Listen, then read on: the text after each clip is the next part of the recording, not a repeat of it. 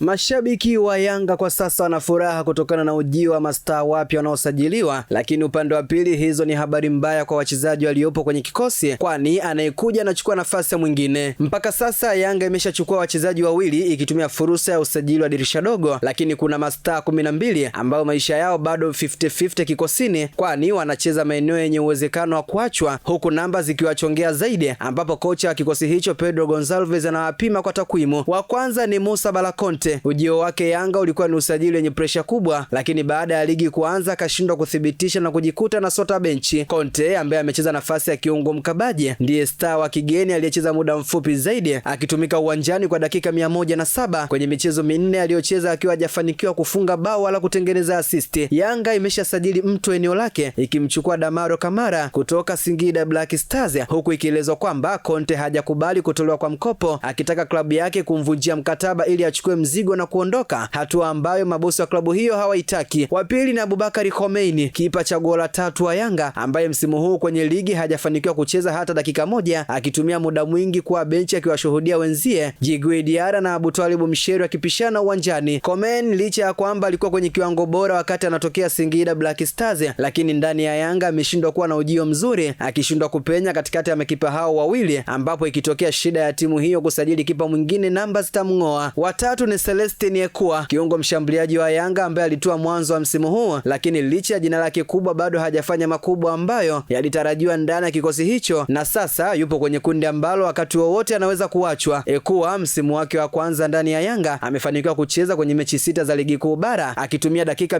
286 huku akifunga bao moja na kutoa assist moja, akiwa mchezaji wa pili kucheza muda mfupi uwanjani. Yanga inatafuta winga mzuri ambapo inaelezwa kama akipatikana anaweza kuharibu nafasi ya raia huyo wa Chad kwenye kikosi cha mabingwa hao wa soka nchini, ingawa kule Zanzibar kwenye kombe la mapinduzi anauwasha moto kwelikweli. Wanne ni Andy Boyel, mshambuliaji wa Yanga ambaye alitua ndani ya klabu hiyo msimu huu kwa mkopo na tayari ameshaondolewa akirudishwa alikotoka Sekukuni Afrika Kusini. Boyel, raia wa DR Congo, ameshindwa kutamba Yanga akicheza dakika 207 akiwa mchezaji wa 3 wa kigeni kucheza muda mchache. Kwenye mechi 5 alizocheza amefunga mabao mawili akiwa hana assist. Kwa taarifa zilizopo ni kwamba Yanga imeshamalizana na Depo ili aje kusaidiana na Prince Dube. Watano ni Dennis Nkane. Winga Dennis Nkane namba zake hazimtetei, kwani naye msimu huu yuko kwenye kundi la wachezaji ambao hawajabahatika kucheza hata dakika moja kwenye ligi zaidi ya kusotea benchi au kukaa jukwani kabisa. Nkane yupo kwenye kundi la wachezaji wanaotakiwa kuondoka na tayari amerudi kwa kocha wake wa zamani Etienne Ndairagije anayeinoa TRA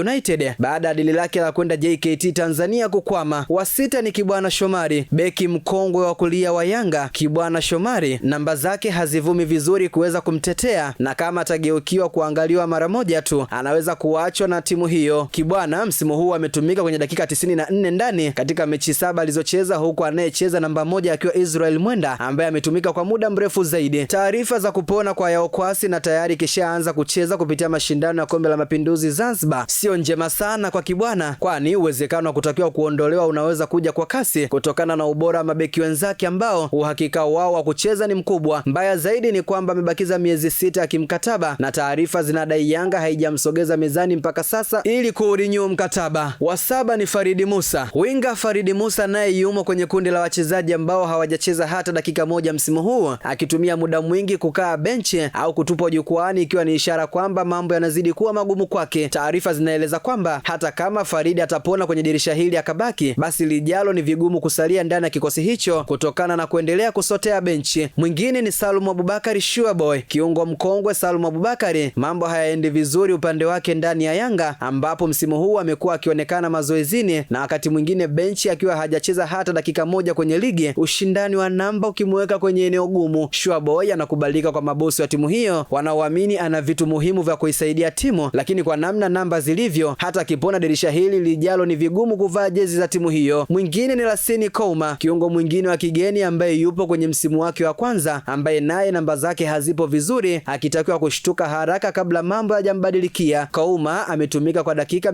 157 kwenye ligi msimu huu katika mechi 5 akiwa amefunga bao moja bila assist. Taarifa zinaeleza kwamba Yanga bado inafuatilia kwa ukaribu kiwango chake, ambapo hatajwi kwenye kundi la wachezaji ambao wanaweza kuondolewa. Mwingine ni Abdul Nasir Mohamed Casemiro. Huyu ni kiungo maarufu kwa jina la Casemiro ambaye alisajiliwa msimu huu lakini hajacheza hata dakika moja kwenye ligi, akiendelea kusubiri dakika yake ya kwanza uwanjani tangu asajiliwe ligi kuu. Taarifa za ndani zinadai Casemiro hayupo kwenye hatari ya kuachwa kutokana na nafasi anayocheza kuwa na watu bora zaidi, ambapo makocha anataka kumtafutia nafasi taratibu akiridhishwa na ubora. Mwingine ni Abubakar Niza maarufu kama Ninju, kiraka wa Yanga ambaye ni maarufu kwa jina la Ninju. Alisajiliwa msimu huu sambamba na Casemiro, lakini bado hajafanikiwa kuonja hata dakika moja uwanjani kwenye ligi. Inaelezwa anaendelea kutengenezewa nafasi taratibu. Mwingine ni Shahani Hamisi, winga kinda wa Yanga ambaye naye namba zake hazipo vizuri, akisotea sana benchi baada ya kucheza dakika 30 msimu huu ambazo alizitumia kwenye mchezo mmoja pekee wa ligi. Taarifa zinadai Yanga bado ina imani na kipaji chake, hasa licha ya kukaa sana benchi, lakini kwenye timu ya taifa ya vijana amekuwa akiitwa zaidi na akipata nafasi huitumia vyema, jambo linalomsalimisha na kumuondosha kwenye hesabu mbaya. Hata hivyo, kiungo huyu anatakiwa kuamka haraka, ambapo makocha wamekuwa akimbeba wakiamini kwamba siku moja atakuwa superstar muhimu ndani ya kikosi hicho, ingawa ndani ya timu hiyo amekuwa na nafasi ndogo kuonyesha ubora. Imeandikwa na Victoria Melkiadi na kusoma kwako nami Hamza.